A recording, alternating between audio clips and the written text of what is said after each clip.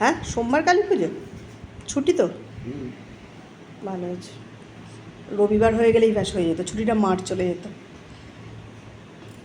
ডাল ভাতে দিয়ে খাও, ডাল ভাজা আছে দেবো।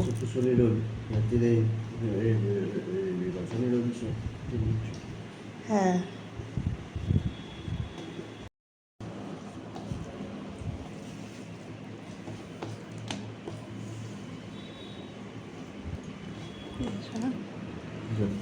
আনবে না? রাত্রে ভাত করেছি, ভাত খাবে তো?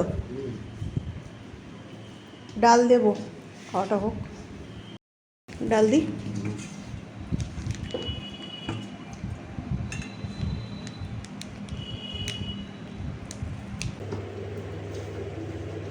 অনেক দিন বাদেই তোমাদের কাছে সকালের ভিডিও শেয়ার করছি। দুর্গাপুজো গেল, দুর্গাপুজোর সময় তো তখন অফিস ছুটি ছিল, তো বাড়ির ভিডিও সেইভাবে দেওয়াও হয়নি। আর তাছাড়া দুর্গাপুজোর ভিডিও কিছু ছিল, সেগুলোই তোমাদের কাছে শেয়ার করেছি।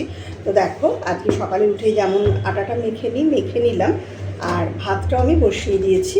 আর আজকে তরকারি করব না, আজকে ভাবছি ওদের একটু ডিম, পেঁয়াজ, আলু ভেজে দেবো। টিফিনে তরকারি করিনি বলে ডিম পেঁয়াজ আলু ভাজবো। আর দেখো, ডিম পেঁয়াজ আলু ভাজতে গেলে বেশ আলু অনেকটাই লাগে, সবাই খাবে। আবার এদিকে ডালের সাথে আলু ভাজা করব, ওই জন্য অনেকগুলোই আলু কাটতে হয়েছিল।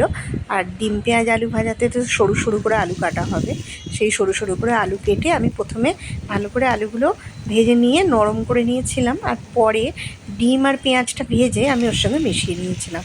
আর এদিকে দেখো, গোল গোল করে আলু কেটেছি, এগুলো হচ্ছে ডালের সাথে খাবো বলে এই আলু ভাজাটা করেছিলাম।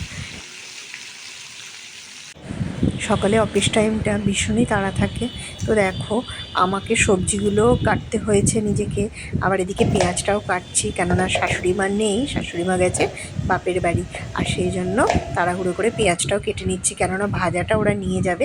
এদিকে সর্দি ছিল, আমাকে রুটিগুলো বেলে দিচ্ছে, আর আমি রুটিগুলো সেঁকে নিলাম। রুটি সেঁকার পরই তবেই ডিম পেঁয়াজটা ভাজতে হবে, কেননা আমাদের নিরামিষ আর আমিষের ব্যাপার আছে, এই জন্য বেশি অসুবিধা হয়, রান্না করতে খুব দেরি হয়ে যায়। তো দেখো, ডিম পেঁয়াজ আলুটাও আমার ভাজা হয়ে গেছে।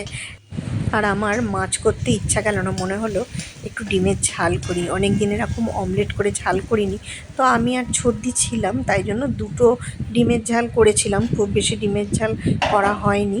তো দেখো, এদিকে ডিমগুলো আমি ঝাল করে ফেললাম, ভালো করে মশলা টশলা দিয়ে কষিয়ে তারপর ডিমগুলো ঝোলের মধ্যে দিয়ে দিলাম। আমার ভিডিওটা তোমাদের কেমন লাগলো তোমরা কিন্তু অবশ্যই জানিও।